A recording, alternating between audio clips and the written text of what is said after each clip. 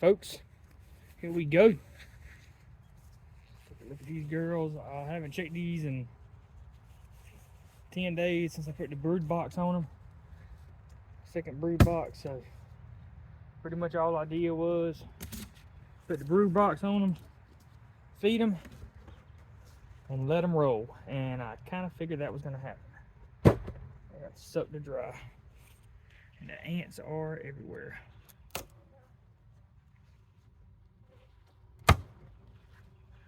Yeah, ants are everywhere. So that's going to go back home with me.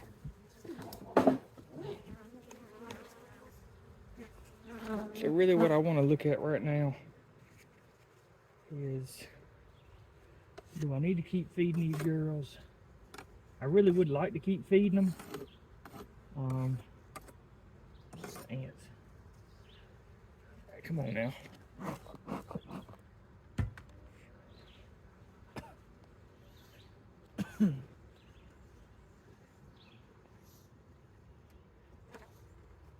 I really would like to keep feeding these girls, but if they don't need it, I won't. She definitely is. She's been in the top box. Check that out. I don't know how easily you can see that, but I'll try to focus in best I can. But there is eggs in the top brood box, which is excellent. Right, and there's my queen. I figured she was up top now. We got some honey stored in the corners. Fantastic. This girl's looking good. Actually, honey stored all the way on the top. Oh, she's already got brood up here. Oh, yeah. Looking good, girl. Looking good. Plenty of room. Plenty of room. Honey right here. Yep, eggs. I can't see.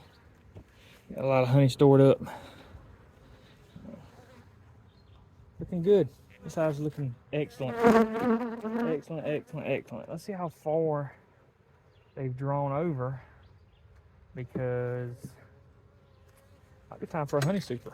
I don't think so. I think it might be a little bit too early for a honey super.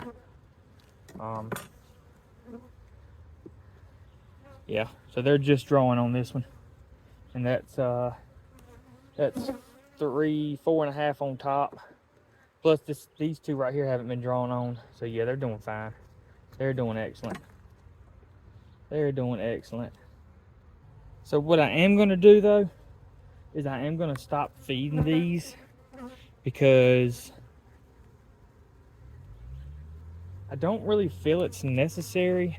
I could probably keep feeding them just to help them draw out some more comb, but I don't really think it's necessary personally. I think they'll be fine just like this. I think they will be just fine. And then that'll get rid of the ants too. That'll get rid of the ants. And that'll keep the ants from being in here so much, because right now the ants are all over that sugar water. They found a way to get up in there. So, super happy. Alright. We go with hive number 2. Check through it right quick. See what we got. Don't foresee the queen being on the top of this one, but maybe so. We'll see. Oh wow. Check her out. First frame. Came right on up to the top. She looks good. Looks good, looks good, looks good. Excellent. Yeah, these girls look really good. Both of these hives are doing exceptional. Just absolutely exceptional. And these, mind you, remember these were packages. I still think that packages are the best way to go. You learn more. Yeah, you have to feed them a little bit more. I mean, there's your little bit of honey. So yeah, they're doing just fine. Nectar up here. Got plenty over here. Yeah, they got plenty of food. Plenty of food. All right, and here we go on this one. Probably the last one I checked since I did see the queen. And we got eggs in this one too. So we're good. I don't know if y'all can see that. I'll try to get it the best I can. Yeah, we're good. Got eggs, got plenty of honey. You can see all the honey up there. That's capped honey, and all the shiny stuff is nectar. Yeah, they're gonna be ready for some honey supers pretty soon. Yeah, they look good. I'm not concerned with feeding them right now. They don't need to be fed anymore. They're good to go. So we'll close them up.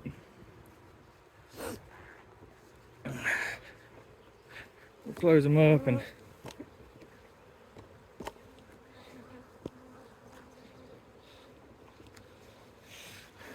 then we'll see. I give them a few days. Give them a few days and check back on them maybe a week.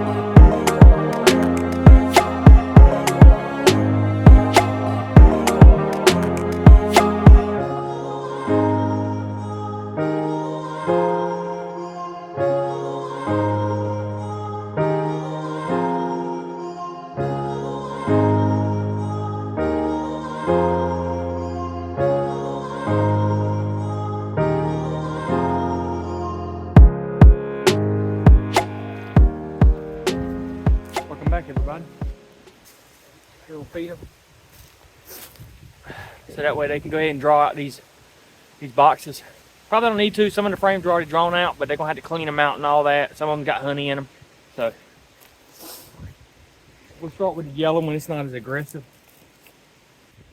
I'm gonna take 2 frames out of here, put them in the new box, and then we'll take those 2 new frames and drop them down in here.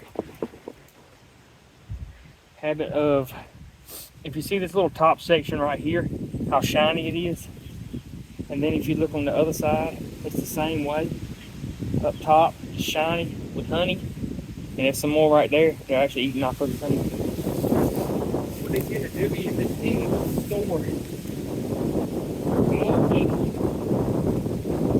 all the babies tend to be in a working pattern like this. Here down, you have all the way to the side. You have all some brood, maybe bees. And then above that, you'll have like a layer of pollen or nectar, and then vice versa. And then the rest of the hive will be honey. They do that for a couple of reasons. Number one, they got honey near the brood so that they don't have to climb all the way through the hive to a different frame or all the way through a tree, because that's their natural habitat, in order to grab honey to come down to mix with royal jelly to feed the babies, the larva, and the pupa before they cap it. So what you'll find is the more, oh, that's some really red pollen right there. The bigger the hive gets, the bigger the brood chamber will be. So they'll arc that arc will become higher and higher as they get more. So when I stack another brood on top, another box on top, this whole chamber may become brood with just a little corner of honey to feed the brood on that frame, and then it'll arc up into this area, which will become the new box, and then you'll have this area of brood from here down, and then here up is honey. That's why most folks like to add honey supers on top in order to get, because that's where bees like to store honey. Put this one in here.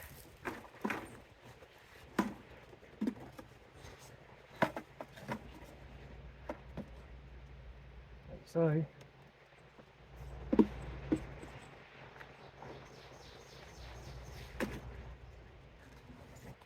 I'm pretty sure she's got a yellow dot on her. Yeah, there she is.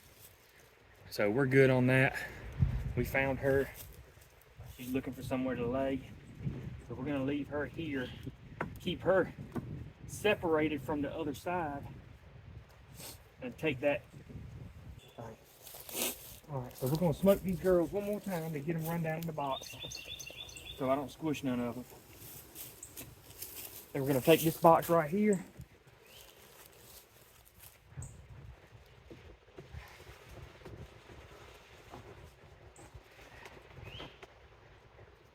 Just like that. Now, if you're putting a feeder on top,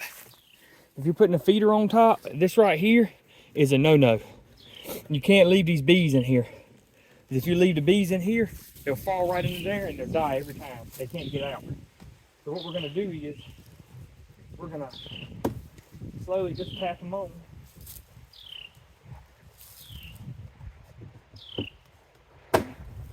Run them down, like such. Got the feeder on.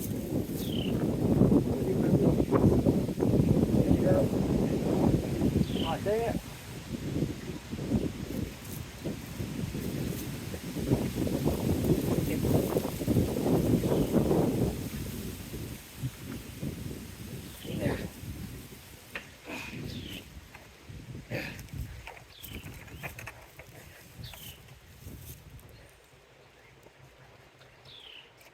Uh-oh, we got one in.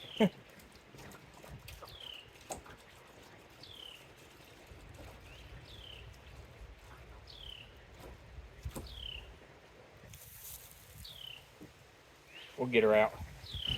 We'll get them all out.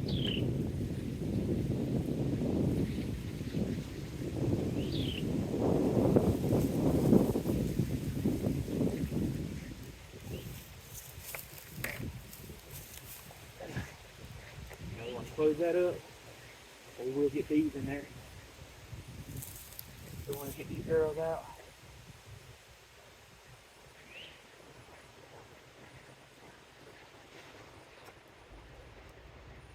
And the bees.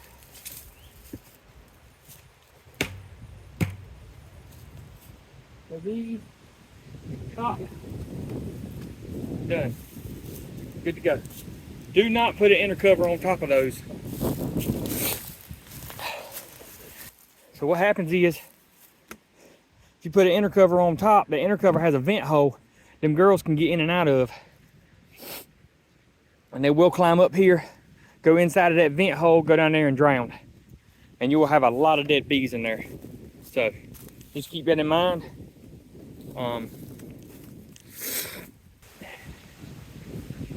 Just remember, got to get them off. Before you put the before you put it on there, before you put the feeder on, before you put that on the feeder. I know everybody says you should use the national color code so that you can identify them, you know, what the age are and all that good stuff. One argument I have for that is if you're selling bees, if you're selling queens, absolutely. You should 100% coordinate whatever color they're supposed to be with whatever year it is. However, if they're your bees and you're using them for honey and you just bought unmarked because they were cheaper and easier for you to purchase, mark them with whatever color you can see. I mean, they don't have to be, they're your bees.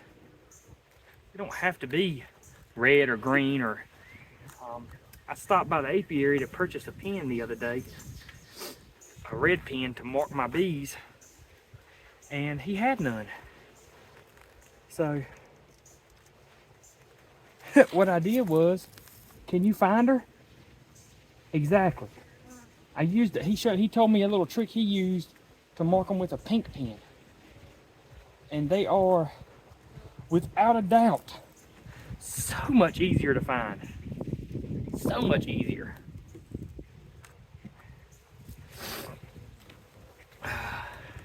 So we're gonna take, so she's right here. See, I'm getting wound up. See them coming out. So So we're gonna fix that just by spraying a little smoke on them. That'll calm them down. You'll see 4 or 5 of them fly out all at once. That means they're on the ready. So she's not on this one, so we're gonna take this one.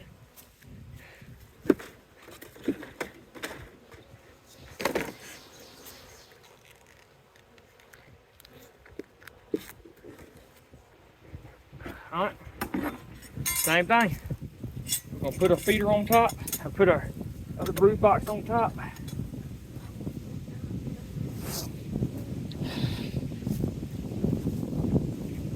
Smoke them, get them down.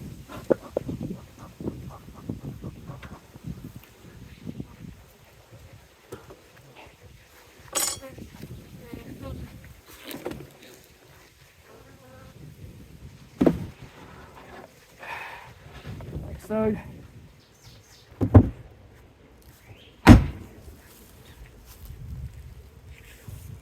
Just like so. And fill her up.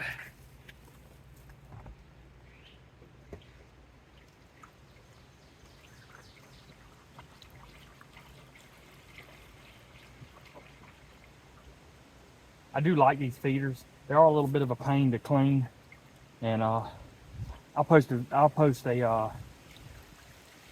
edit in a video of me cleaning these right after this.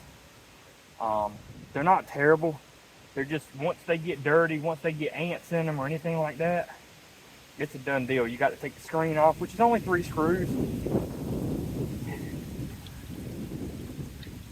But you got to take the screen off and clean them up real good. Because if you don't, when you store them, they'll be right back to being nasty again. Getting ants on them and stuff. We didn't get no ants in this. I mean, no bees in this one. So we're just gonna close her right up. Now, right now this thing is extremely top heavy. So what I'm actually gonna do is, and I'll take a picture of it and post it in here. I'm sure y'all seen it on my other videos. So right here in the middle and on the side, I got little dog chain anchors that go in the ground. I'll put them in the ground, and then I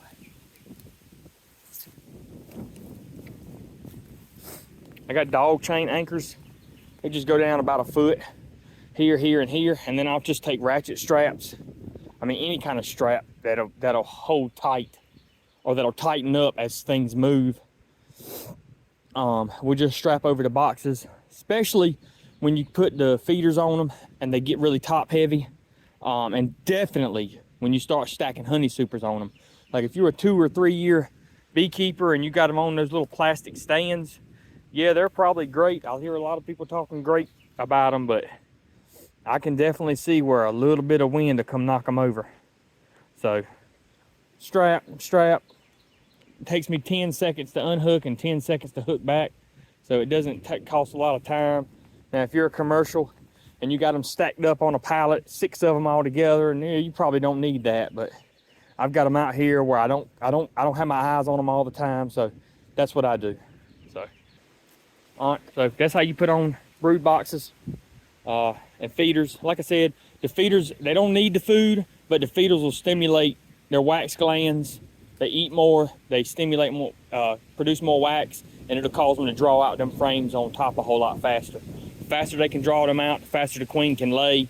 And then once I put honey supers on top, I won't need queen excluder, because she'll have so much space in the bottom 2 brood boxes, because all those frames will be drawn out, that she won't come to the supers on top.